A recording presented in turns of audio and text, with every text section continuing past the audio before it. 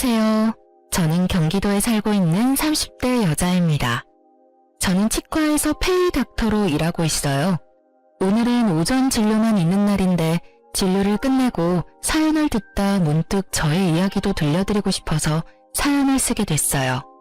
긴 이야기가 될 수 있지만 잘 들어주세요. 잠시 집안 이야기를 하자면 부모님이 다 살아계신 남편과는 달리 부모님은 제가 어렸을 때 이혼하셨고 전 엄마가 키워주셨어요. 하지만 엄마와 보낸 시간은 길지 않았죠. 제가 중학생이 되던 해에 갑작스러운 심장 발작으로 인해 손 쓸 틈도 없이 돌아가셨거든요. 그때부턴 할머니와 이모가 저를 돌봐주셨고 할머니가 돌아가신 후론 이모가 결혼까지 하지 않으시고 저를 친딸처럼 애지중지 키워주셨어요. 사실상 전 고아였지만 이모의 넘치는 사랑을 받으며 고아라는 서러움 없이 잘 자랄 수 있었어요. 전 치과 의사가 되었고 선배 병원에서 페이 닥터로 지내고 있었죠. 그러던 어느 날 친구가 불러 나갔는데 그곳엔 친구의 지인들이 있더라고요. 그 자리에 남편이 있었고 대학 교수님이라고 하더군요. 첫 느낌은 나쁘지 않다 정도였어요. 술 한잔하며 이야기하다 보니 말이 잘 통한다고 느꼈고 남편 역시 그렇게 느꼈는지 자리가 끝날 때쯤 저에게 연락처를 물어보더군요. 저 역시 남편이 괜찮았던지라 연락처를 주었고 그렇게 연락을 주고받던 저희는 연애를 시작하게 되었습니다. 연애가 길어지니 자연스럽게 결혼 이야기가 오갔고 어머님 눈에는 고아인 제가 당신 아들보다 모자라도 한참 모자란다고 생각하셨는지 계속 트집을 잡으시더라고요. 워낙 사소한 것으로 잡힌 트집이라 자세히 기억도 나지 않네요. 아무튼 어머님은 계속 시비 가득한 트집을 잡으셨고 남편이 그럴 때마다 끊임없이 저의 편이 되어주며 저를 보호해 주었어요. 고아인 것이 전염병도 아닌데 생트집을 잡아대는 어머님을 보며 결혼은 망설이지 않았다면 거짓말이겠죠. 전 심각하게 결혼을 망설인 순간도 있었지만 적극적인 남편의 구애로 결국 결혼을 하게 되었어요. 어머님은 여전히 절 탐탁지 않아 하셨어요. 가끔 주말에 시댁에 가는 날이면 오직 남편만을 지켜세우느라 바쁘셨고 전 무시하기 일쑤였죠. 그날도 오랜만에 시댁 방문을 했고 전 갑자기 감기 기운이 올라 다른 때보다 컨디션도 좋지 않고 조금 날이 서 있었어요. 우리 교수님 오셨어? 어디 아픈 데는 없지? 네, 없어요.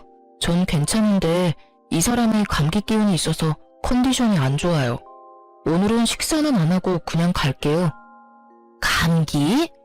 그러면 쟤는 빼고 오지 그랬어. 아이 정말 안 되겠어. 아들, 넌 오늘 집에서 자고 가고 쟤는 얼른 집에 보내. 혹시라도 우리 아들 감기라도 옮으면 어떡해? 한 번은 그런 일이 있었어요. 결혼하고 얼마 지나지 않아 시댁에 가야 할 일이 있었는데 그때 전 몸이 좋지 않아 참석하지 못하고 남편만 보낸 적이 있었거든요. 병원에서 수액을 맞고 있는데 어머님이 전화와 노발대발을 하더라고요.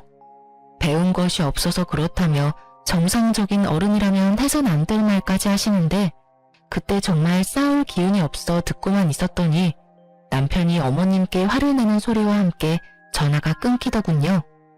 그 후 상황이야 듣지 않아도 뻔했고 이번엔 이런저런 소리 듣고 싶지 않아 꾸역꾸역 남편과 함께 왔더니 교수 아들 감기 걸릴까봐 방금 온 아픈 며느리는 집에 가라뇨. 참 기가 막히더라고요. 저도 잘 알고 있었습니다. 어머님이 저를 탐탁지 않아 하신다는 것을요. 하지만 이런 대우를 언제까지나 참고 있을 수만은 없었습니다. 갈 때 가더라도 한마디 하고 가려는 찰나 저보다 더 화가 난 듯한 남편이 언성을 높이며 어머님께 쏘아붙이더라고요. 어머니, 제발 좀 그만하세요. 이 사람이 왜 이 몸을 해서 여기까지 왔는지 몰라서 물으세요? 다 어머니 때문이잖아요. 어머님이 이 사람을 계속 꾸짖으시니까 이 사람도 무리해서 온 거라고요. 그런데 그런 사람한테 혼자 가라뇨?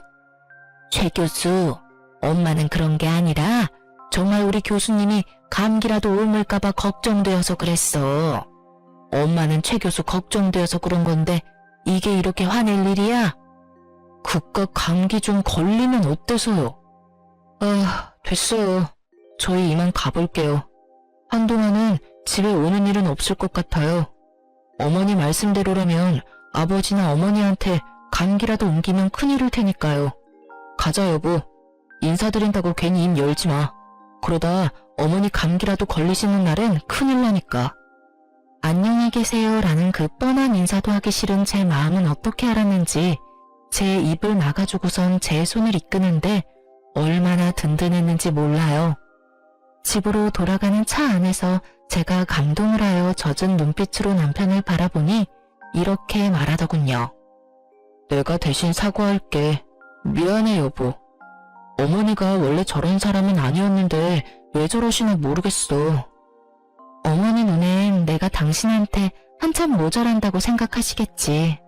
당신에 대한 자부심이 대단하시잖아. 당신 같은 여자가 어디 있다고.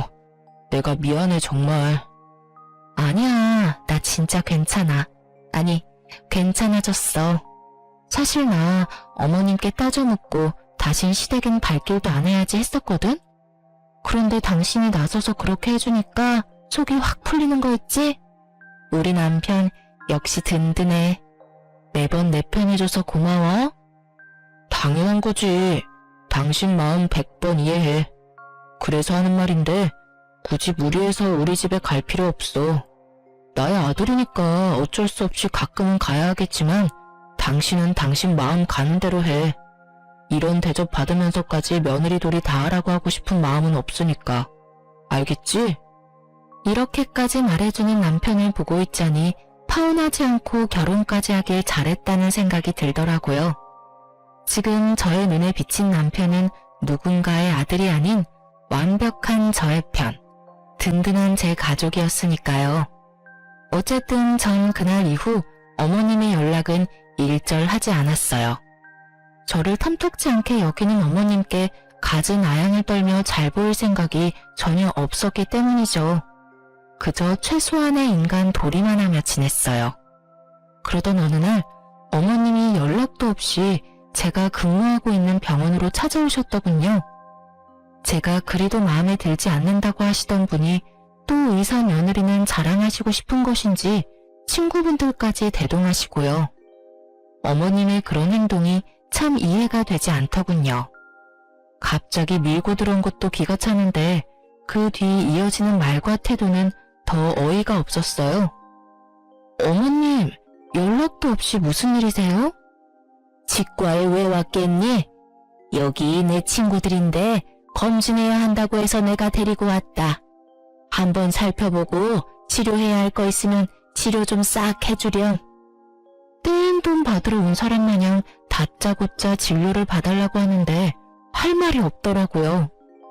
상황이 어찌되었든 일단 오셨으니 간단한 진료라도 봐주는 게 뭐 어떠냐 생각하는 분들도 계실 수 있겠지만 제가 근무하는 병원은 100% 예약제입니다.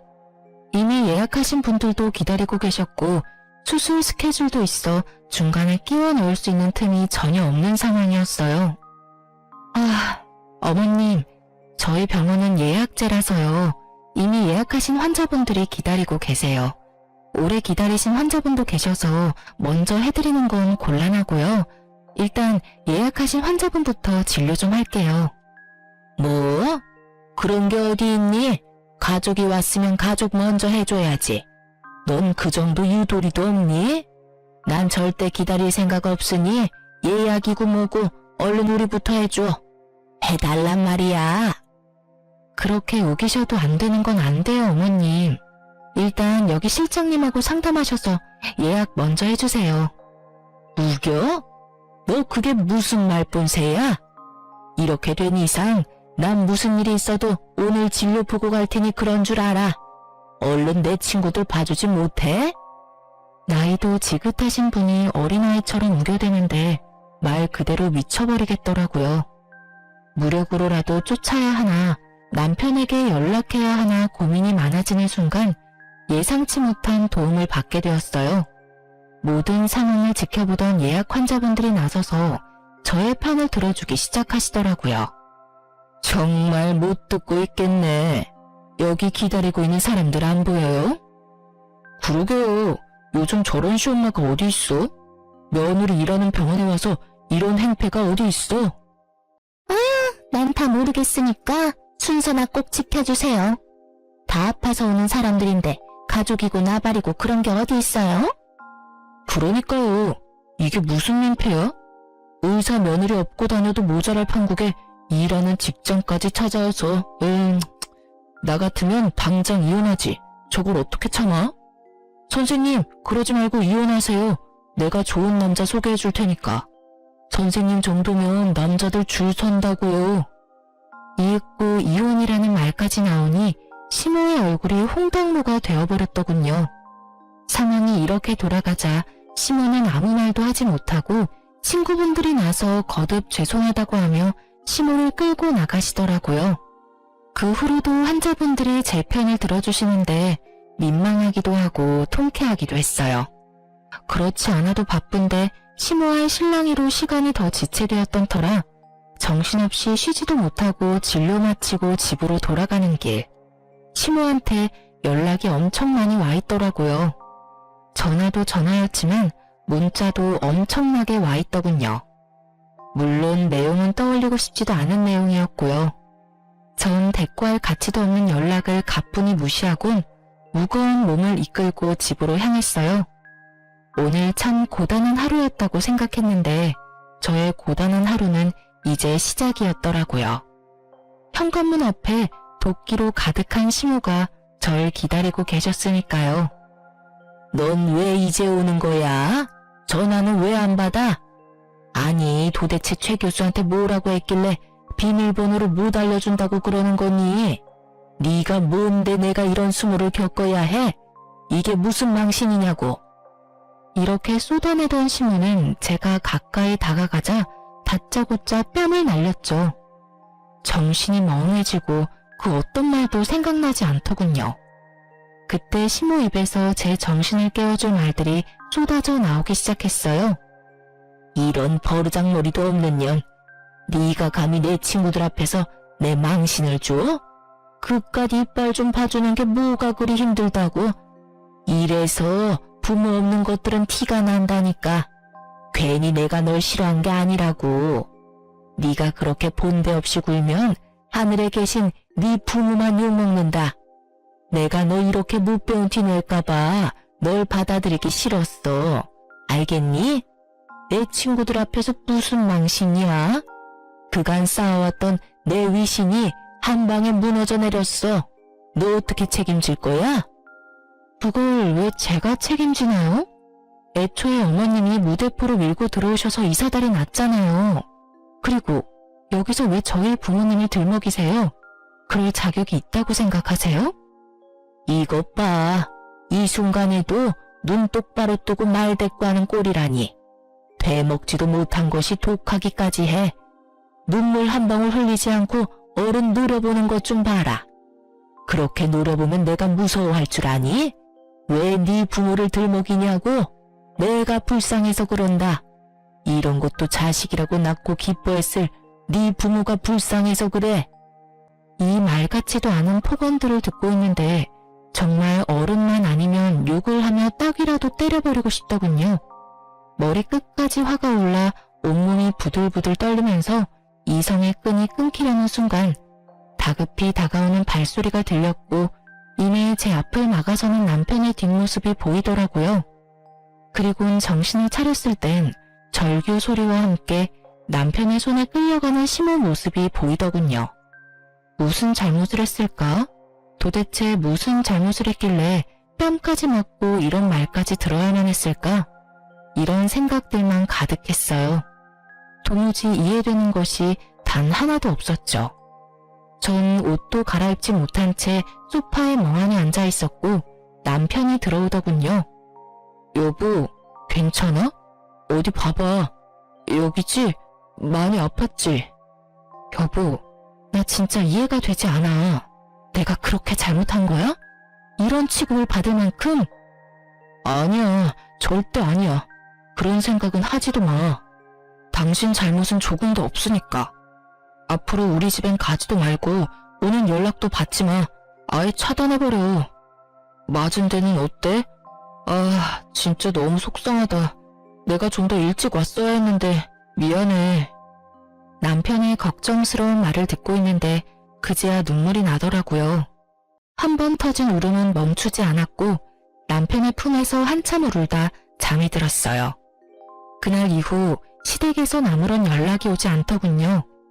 남편의 말론 결국 모든 일들을 아버님께 말씀드렸다며 화가 많이 나신 아버님이 시모를 크게 혼내셨다고 하더라고요. 시모가 잠잠해지니 제 삶이 다시 평화로워지더군요. 평화롭다 못해 조용하기까지 했어요. 조용하면 사고 친다더니 그 말은 애들한테만 해당하는 이야기가 아니더군요. 전혀 예상치 못한 장르가 제 인생에 끼어들고 있었으니까요. 그날도 다른 날과 똑같은 날이었어요.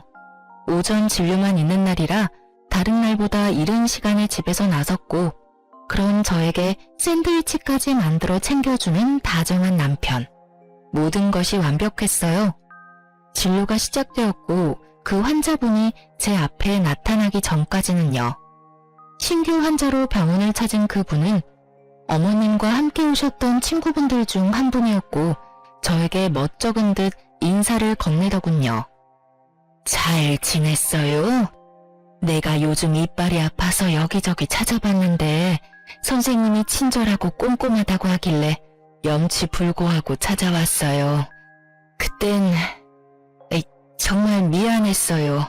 우린 당연히 연락뿐 아니라 예약까지 다 했다고 생각하고 따라왔었어요. 그냥 무작정 데려가는 줄 알았으면 절대 따라가는 일은 없었을 텐데 그때 함께 온 친구들이 다 미안해하고 있어요. 아니에요. 일부러 그러신 것도 아니신데요, 뭐. 찾아주셔서 제가 감사해요. 친구분 이야기를 들어보니 그날 이후 조금씩 어머님과 멀어지다 어머님의 이중적이고 이기적인 모습들에 질려 지금은 따로 연락하지 않고 지낸다 하더라고요. 그럴 만도 하다고 생각하며 진료를 시작하려는 순간 저의 인생을 뒤흔들 믿을 수 없는 말을 하시기 시작하시더군요. 이혼했다면서요? 그런 집안이랑 잘 끝냈어요. 그런 어미 밑에서 자식이 뭘 배웠겠어요? 위자료는 많이 받았어요? 이혼이라니, 위자료라니. 남편이 직접 만들어준 샌드위치가 아직 제 가방 안에 있는데 도무지 이해되지 않는 말들 뿐이더군요. 네? 그게 무슨 말씀이세요? 이혼이라뇨. 저 이혼 안 했어요. 어머님하고는 그날 이후에 연락도 안 하고 지내긴 하지만 남편하고는 사이 좋아요. 잘못 알고 계신 거 아니세요? 제 말을 듣던 친구분은 저보다 더 놀란 얼굴을 하며 말하더라고요. 네? 아닌데. 정말 이혼한 거 아니에요? 네. 오늘 아침에도 출근할 때 남편이 샌드위치도 챙겨준걸요. 그럴 리가 없는데. 아니, 사이가 이렇게 되기 전에 그 집에 놀러 간 적이 있는데 엄청 젊은 여자를 예비 며느리라며 소개해줬었어요. 그러면서 하는 말이 선생님이랑은 곧 이혼하고 바로 그 여자랑 결혼시킬 거라면서 돈 많은 집안이랑 사돈하게 됐다고 엄청나게 자랑했는데 예비 며느리요? 에이, 그럴 리가요. 저희 남편 외동아들인데 저랑 사이도 좋고 이혼 이야기도 오간 적 없어요. 오해하신 거 아니세요? 그런 걸 어떻게 오해해요. 그날 나가서 밥도 같이 먹었는데 아들이 와서 밥값까지 계산해줬다니까. 확실해요. 어머, 이게 무슨 일이래요? 누구보다 다정하고 나만을 위해주는 남편인데 도무지 믿을 수가 없었어요. 하지만 친구분 역시 거짓말을 하는 것 같지 않았기에 더욱 혼란스럽더라고요. 어떻게 진료를 마친 것인지 모르겠더군요. 정신을 차려보니 진료는 끝나 있었고 전 남편의 학교를 향했어요. 어떤 말부터 시작해야 할지는 모르겠지만 어찌되었든 남편을 직접 봐야 할 것만 같았어요. 혹여나 남편에게 피해가 될까 싶어 한 번도 찾아가 본 적이 없는 남편의 직장. 남편의 방 앞에 서니 갑자기 긴장이 되더군요. 심호흡을 몇 번 하고 남편의 방으로 들어갔고 그곳엔 저를 보고 놀란 남편과 조교분이 있더라고요. 여보, 웬일이야? 학교는 한 번도 오지 않더니. 그냥 오늘 오전 진료했잖아. 갑자기 너무 보고 싶어서 잠시 들렸어. 방해한 건 아니지? 아니지. 언제든 환영입니다. 아참, 인사해. 나 잘 도와주는 우리 조교. 아주 능력이 좋아. 아, 안녕하세요. 처음 인사드리네요. 저희 남편 잘 부탁드려요. 네, 안녕하세요. 조교분과 인사를 나눈 후 전 남편의 눈치를 살폈어요. 분명 평소와 같은 다정한 남편인데 그런 말을 들어서인지 왜인지 모르게 더 안절부절 못하는 것처럼 보였고 더욱 제 눈치를 살피는 것처럼 보이더군요. 그러면서도 내 남편은 그럴 리가 없다고 강하게 믿으며 집에서 보자고 말을 건넨 뒤 돌아서는 찰나 저의 마음은 무너져 내리고 말았어요. 조교의 손에 낀 반지 때문이었어요. 그 반지는 분명 제가 아는 반지였어요. 얼마 전 남편의 서재를 청소하다 발견했던 디자인이 특이한 반지. 디자인이 워낙 평범하지 않아 정확히 기억하고 있었어요. 곧 다가올 두 번째 결혼 기념일을 대비해 남편이 특별히 절 위해 준비한 깜짝 선물이라고 생각했었기에 더욱 잊을 수가 없었죠. 전 최대한 태연한 척하며 그곳에서 나와 집으로 돌아왔어요.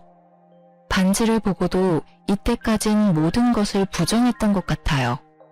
그럴 리가 없다고, 내 남편이 그럴 리가 없다고 끊임없이 되뇌고 있었죠. 그러던 와중에 번뜩 서재에 있는 남편의 노트북이 스쳐 지나갔고 저의 예상대로 잠금도 걸려있지 않을 뿐더러 카톡까지 자동으로 로그인이 되어 있더군요. 평소 제가 워낙 이런 것에 관심도 없었고 제가 남편을 얼마나 신뢰하고 있는지에 대해 누구보다 남편이 더욱 잘 알고 있으니 남편도 방심했던 거죠. 저는 아주 천천히 단 하나도 놓치지 않고 대화들을 살펴보았고 학교에서 보았던 조교와의 대화를 발견했어요. 대화의 내용은 외도를 증명하기에 부족함이 없는 더러운 내용들이 가득했고 친구분의 말씀대로 이미 시댁을 오가며 결혼한 사이처럼 지내고 있더군요. 25살, 상간녀의 나이였어요. 보기에도 젊어 보인다고 했는데 정말 어리더군요. 모든 내용이 경악 그 자체였지만 가장 저를 화나게 했던 건 이모에 대한 멸시였어요. 상견례 날 이모는 상견례 장소가 주차하기 힘든 곳이란 걸 아시곤 두 대의 차 중 경찰을 끌고 오셨었고 그것을 본 남편이 이모를 대놓고 무시하고 있더라고요. 상견례 때 옷은 그런 대로 차려입었길래 그래도 돈은 좀 있는 집안인가 했더니 상견례 끝나고 보니까 경차 타고 가더라니까. 내가 얼마나 황당했는 줄 알아? 아마도 그 옷도 다 빌려 입었거나 짝퉁일 거야. 다시 생각해보니까 가방도 좀 조잡했던 것 같기도 하고. 그러게 왜 그런 고아랑 결혼했어? 만나다 보니까 그렇게 됐지. 그렇게 없는 집인 줄 몰랐다니까. 그러면서 꼴에 치과 의사라고 콧대는 얼마나 높은지.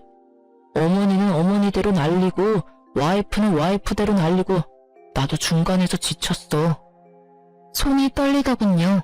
저렇게 생각하는지는 꿈에도 몰랐으니까요. 평소 이모한테 저보다 더 자주 연락하고 잘하던 사람이 바로 남편이었어요. 그렇기에 제가 받은 충격은 더욱 컸죠. 정말 상상도 못한 일이었어요. 남편은 외박은커녕 늦는 법이 없었고 주말 역시 온종일 저와 시간을 보냈었으니까요. 상대가 학교에서 늘 함께하는 조교라는 사실을 몰랐다면 아마 전 끝까지 아니라고 남편을 믿어줬겠죠. 전 떨리는 손을 겨우 진정시키고선 대화 목록들을 다 살펴보았고 경악스러운 것은 여기서 끝이 아니더군요.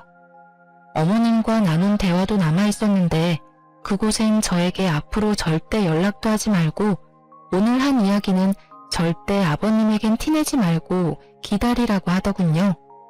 만나는 여자애는 조만간 보여주겠다고요.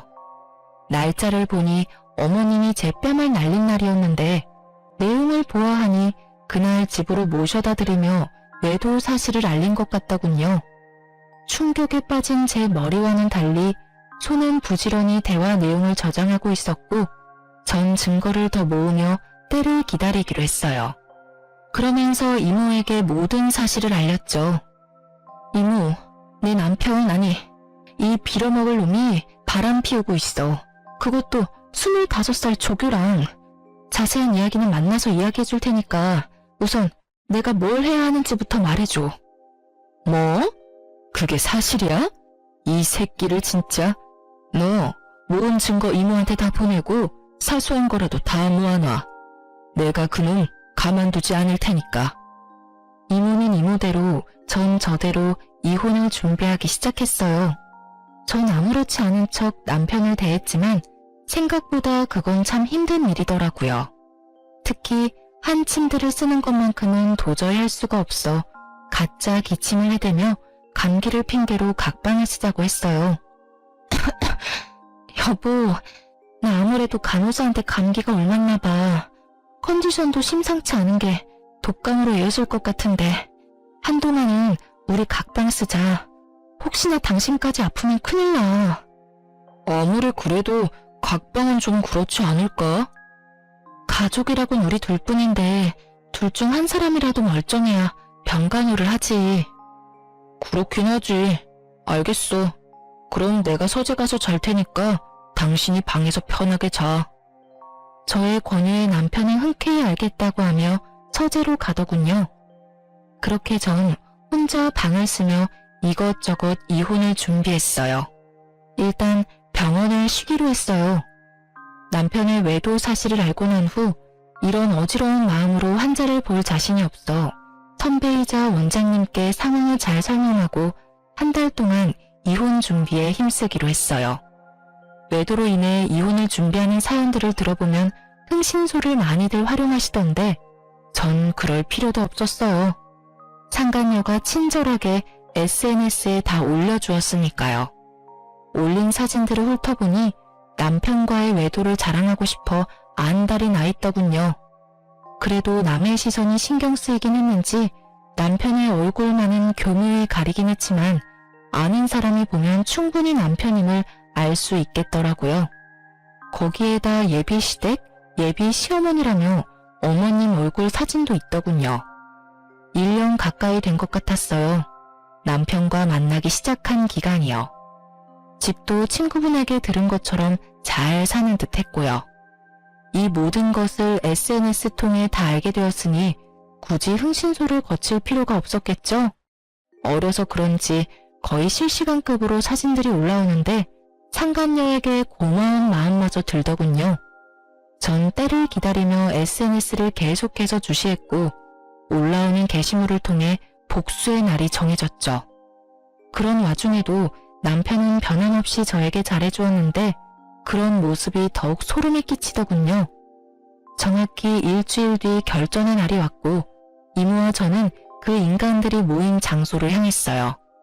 그곳은 다름 아닌 남편과 상간녀의 상견례 장소였는데 여전히 친절한 상간녀가 자신의 SNS 계정에 고급 한정식 식당의 사진과 함께 상견례 정확한 날짜와 시간까지 언급해 너무나 쉽게 알 수 있었죠. 거의 뭐 결혼식 못지않게 자랑질을 해대는데 이 정도면 병 아닌가 싶더라고요. 저와 이모가 문을 열고 들어가자 남편은 크게 당황한 표정이 역력하더군요. 그건 어머님과 상간녀도 마찬가지였고 단 한 사람, 아버님만이 이게 무슨 일이냐는 표정으로 말씀하시더라고요. 이게 무슨 상황인 거야? 이혼한 네가 여기 무슨 일이야? 보아하니 아버님은 제가 이미 남편과 이혼을 했다고 알고 계신 것 같더라고요. 그래서 친히 모든 상황을 알려드렸죠. 아버님, 저 이혼 안 했어요. 아니, 얼마 전까진 제가 이혼할 거란 생각도 못 했는걸요. 저도 얼마나 놀랐는지 몰라요. 당사자도 모르는 이혼이 진행되고 있었다니까요. 사실 아버님의 잘난 교수 아드님이 저 몰래 바람까지 피우고 있더라고요. 거기에다 저랑 결혼한 지 2년밖에 안 됐는데 저 여자랑 바람 피운 건 1년이나 됐더라고요. 제가 저딴 놈을 믿고 결혼 하나는 잘했다고 생각하고 살았으니 제 발등 제가 찍었죠 뭐. 이것까지도 충분히 기가 차는데 이혼도 안 한 남편이 다른 여자랑 이런 상견례 자리까지 만들었으니 제가 안 찾아오고는 못 베기겠더라고요. 그래서 이 모든 상황을 뒤집어 엎으려고 오게 됐어요. 제가 딱 이렇게 말하니 시모가 자리에서 벌떡 일어나 노발대발하시며 상황을 무마시켜보려 노력하더군요. 너 그 입 다물지 못해? 여기가 어딘 줄 알고 찾아와서는 헛소리야. 여보, 저 물건 말 믿지 말아요. 아니, 듣지도 말라고요. 사돈, 들을 필요도 없는 말입니다. 저 물건 부모님도 일찍 돌아가셔서 배운 것 없이 자란 물건이라 결혼 생활할 때도 거짓말을 입에 달고 살던 애였다고요. 시모의 이런 노력도 소용이 없었어요. 다들 시모보단 제 입에 집중하고 있었으니까요. 전 시모의 말을 모조리 무시한 채 말을 이어나갔어요. 보시다시피 어머님은 이미 다 알고 계셨어요. 그뿐인가요? 저 불륜녀가 새 며느리 되는 걸 쌍수 들고 반기셨다고요. 아버님 몰래 어머님이 저 상간녀를 집에 불러서 곧 결혼할 예비 며느리라며 친구들한테 소개도 다 마친 상황이었어요. 이혼도 안 했는데 저는 이미 이혼일 만드셨던데요. 일단 상견례부터 잘 마무리하고 나서 무슨 수를 써서라도 이혼하면 될 거라고 생각한 것 같은데 아버님 참 대단하지 않나요? 그런 말도 안 되는 계획으로 이런 대범한 짓을 벌인 거 말이에요. 제 말을 집중해서 들어주시던 아버님은 제 말이 끝나자마자 화를 내시기 시작했고 이내 상견례장을 박차고 나가버리시더군요. 이 말이 전부 사실이야? 아니에요 여보. 제 말 좀 들어봐요. 아버지, 다 오해세요. 제발 진정 좀 하세요. 이런 인간 같지도 않은 놈이 감히 이딴 짓을 해? 이게 무슨 집안 망신이야? 두 사람 다 나한테 할 말이 많은 것 같은데 그 말들은 집에서 이야기하도록 하지. 여긴 두 사람이 저지른 일이니 두 사람이 알아서 해결하고 와.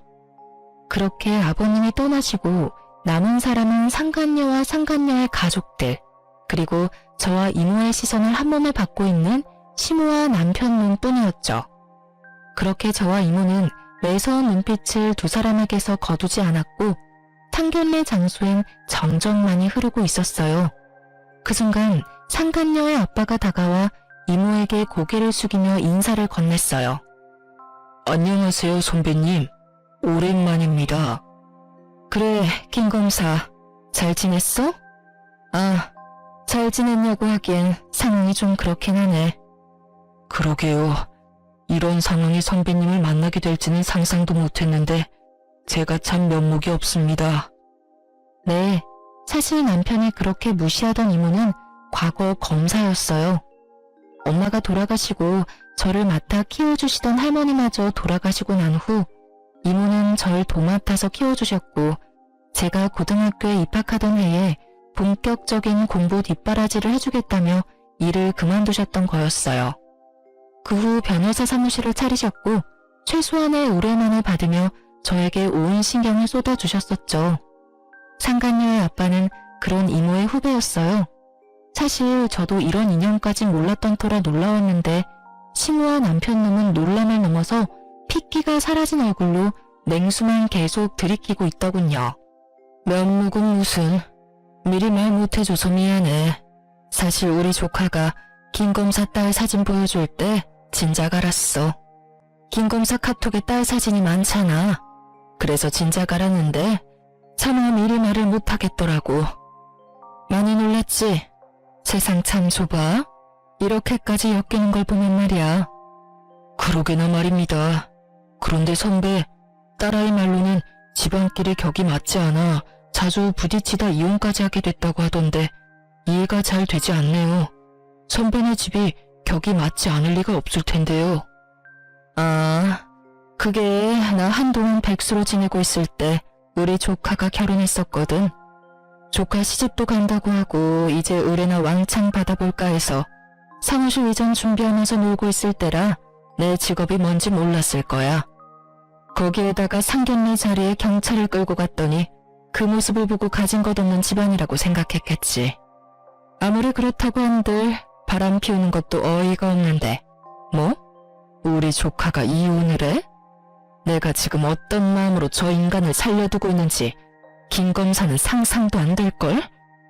충분히 상상되는걸요.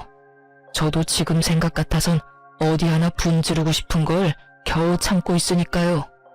이모의 말대로 이모는 사무실 이전을 위해 잠시 쉬고 있었고 빈 사무실만 본 남편은 이모가 작은 사업을 하다가 그마저도 망했다고 저에게 한마디 물어보지도 않고 혼자 지레짐작했던 것이었죠.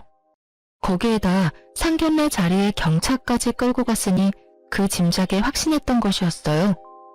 살벌한 두 사람의 대화는 계속되고 있었고 대화를 가만히 듣고 있던 상간녀의 엄마가 벌떡 일어서더군요. 풍기는 포스가 성격이 보통 아니겠다고 생각했는데 역시나 상간녀의 엄마는 상간녀의 머리채를 휘어잡더니 내가 널 이렇게 키웠냐고 소리를 지르며 질질 끌고 가더라고요.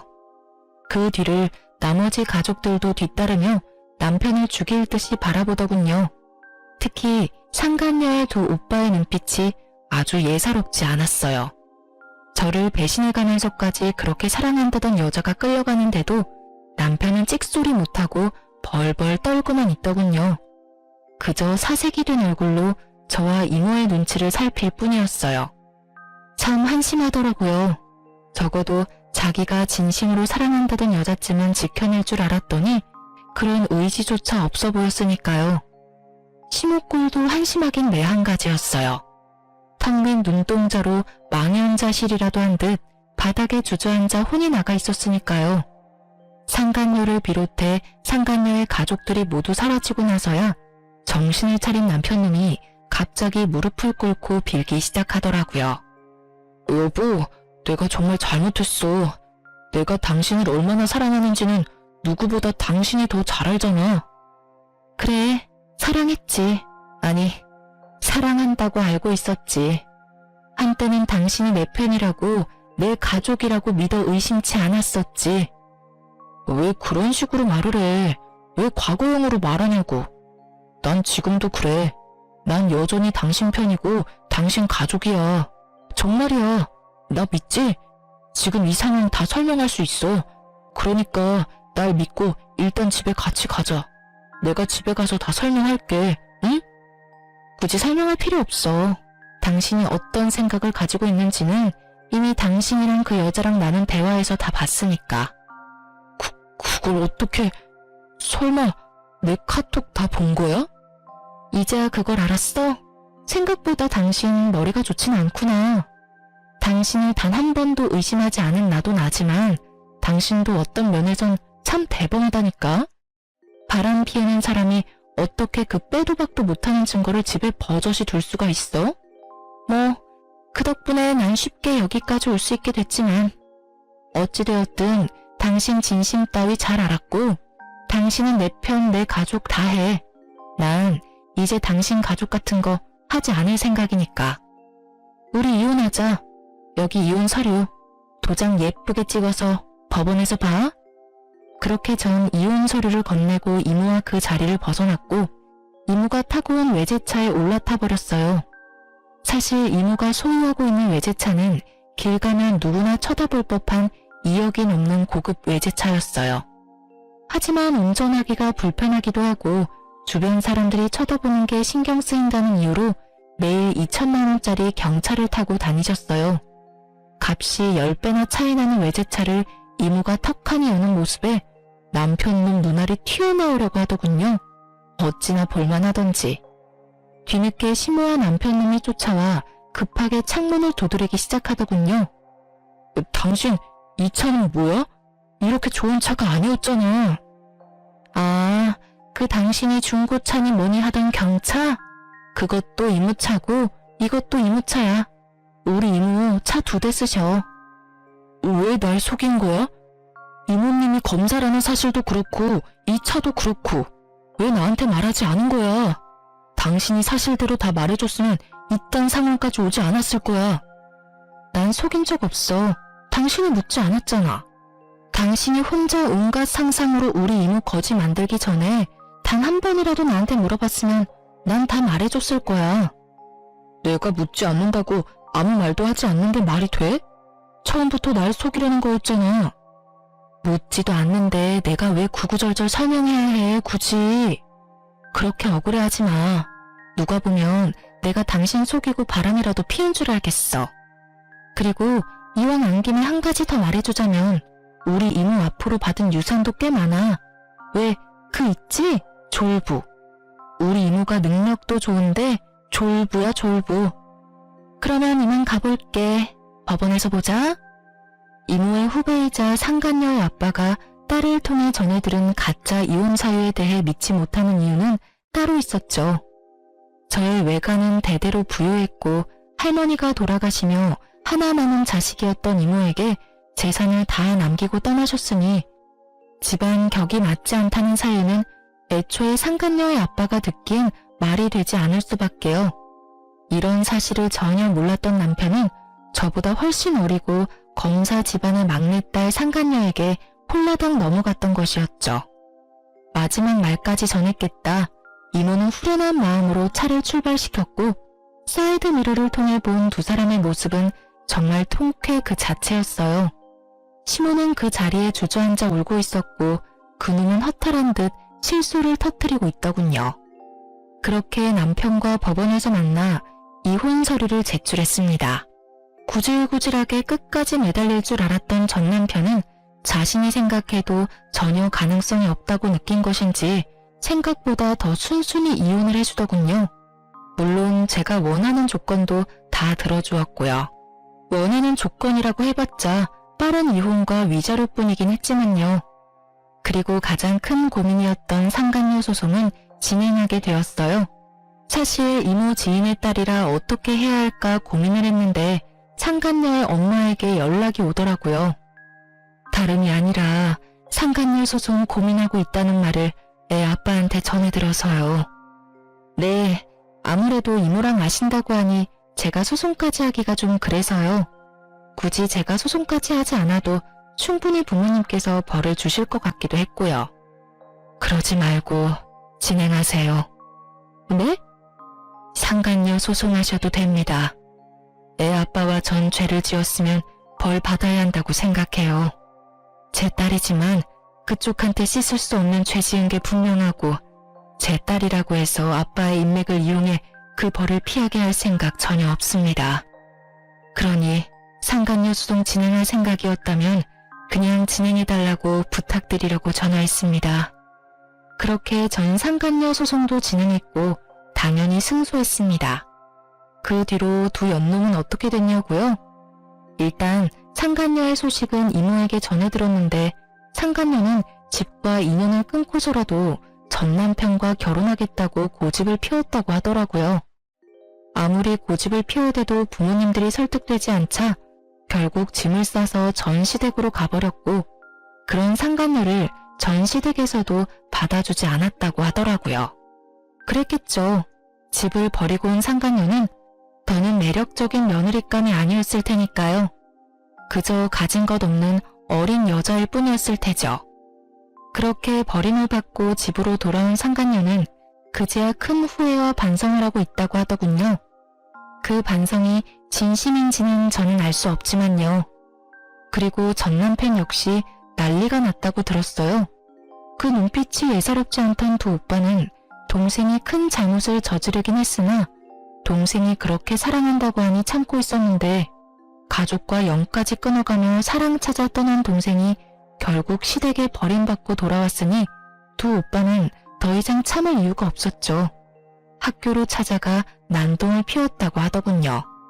그 덕분에 조교와의 외도 사실이 학교에 소문이 쫙 나버렸고 전 남편은 볼 것도 없이 보직 해임이 확정된 상태라고 하더군요. 다른 것도 아니고 조교와의 불륜 스캔들이니 그 소문을 잠재울 순 없을 테니까요. 전 치과에 다시 출근했고 이혼 의사 확인서도 제출했네요. 비로소 그 끔찍한 인간과 호적도 따로 쓰게 되었어요. 전 이혼하기 전과 다름없이 잘 지내고 있어요. 며칠 전 저의 은인과도 같은 친구분이 치료를 마무리하시기 위해 오셨는데 이번엔 통쾌한 소식을 가지고 오셨더라고요. 전 시모도 이혼당하게 생겼다며 저보다 더 신나서 말씀하시더군요. 글쎄, 미순이도 이혼당하게 생겼잖아요. 그 자랑자랑하던 교수 아들이 그 대단한 교수직에서 잘렸잖아요. 그때도 난리였다지. 왜 그런 소문은 얼마나 빠르게 퍼져. 그년 오빠들이 학교로 찾아와서 아주 죽기 직전까지 패놨다고 하던데. 그 꼴을 본 미순이 남편이 꾸역꾸역 참고 있던 화가 폭발해서 둘 다 내쫓아버렸대요. 그 동네 사는 다른 친구가 말하기론 신발도 제대로 못 신고 쫓겨나서 울고불고 빌고 난리였다는데 내가 그 꼴을 직접 못 봐서 얼마나 원통하던지. 그나마 미순이 옹호하던 친구들도 상황이 이렇게 되니까 혹시나 자기한테 빌붙을까봐 다들 연 끊고 지낸다고 하더라고요. 그러게 귀한 남의 자식한테 그딴 짓 하는 게 아니지. 벌 제대로 받았어요 아주. 이야기를 듣고 있는데 그야말로 완벽한 결말이라고 생각했네요. 전 친구분께 끝까지 감사하다며 제 진심을 전했어요. 이분이 아니었다면 전 감쪽같이 남편의 소름 끼치는 연기에 속아 이혼당하는 그 순간까지 손 한 번 쓰지도 못하고 꼼짝없이 당했을 테니까요. 그것뿐인가요? 그 연놈이 행복하게 살아가는 꼴을 지켜만 보고 있었을 생각만 해도 오장육부가 뒤틀리는 기분이네요. 어쨌든 전 진심을 전하며 또 치료할 일이 있으시다면 꼭 연락 달라고 했어요. 물론 비용은 받지 않았어요. 제 사비라도 들여 치료를 해드릴 생각이었는데 모든 사실을 알고 있는 원장님이 왜 제 돈을 쓰냐며 그분은 앞으로 평생 진료 공짜라고 해주시더군요. 남편 하나 잘못 골라서 그렇지 제 주변엔 저를 사랑하고 아끼는 사람이 많았구나 하고 깨달았네요. 요즘 전 이모의 옆집으로 이사해서 거의 함께 살다시피 하고 있어요. 끼니도 함께 해결하고 이모가 제 집으로 와서 잠도 자주 자고 가고요.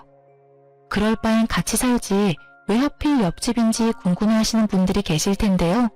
그 이유는 바로 이모가 드디어 연애라는 걸 하시기 때문입니다. 왜 이렇게까지 기뻐하냐고요? 이모의 연애 몇 번 본 적은 있어요. 저를 키워주신 세월이 얼만데 그간 연애를 한 번도 하지 않았다고 하면 거짓말이죠. 연애를 하긴 하셨는데 지금처럼 진지하고 느낌이 좋은 이모의 연애는 처음 본지라 요즘 제가 더 설레고 있답니다. 기대하는 바가 아주 커요. 2024년 올해 저의 계획이자 바람은 이모 뒷바라지를 부지런히 해 시집 보내는 것이에요. 이때껏 이모가 저에게 아낌없이 모든 사랑을 베풀어 주셨듯이 저 역시 이모의 뒷바라지를 하며 아낌없이 효도하려고요. 물론 제 인생도 중요하니 열심히 즐기며 살 겁니다. 이렇게 연애 기간보다도 결혼 생활이 더 짧았던 제 이야기도 끝이 났습니다. 어떠셨을지 모르겠네요. 어쨌든 저의 긴 사연 함께 해주셔서 감사합니다. 저는 물러가 볼게요. 오늘도 좋은 하루 되세요.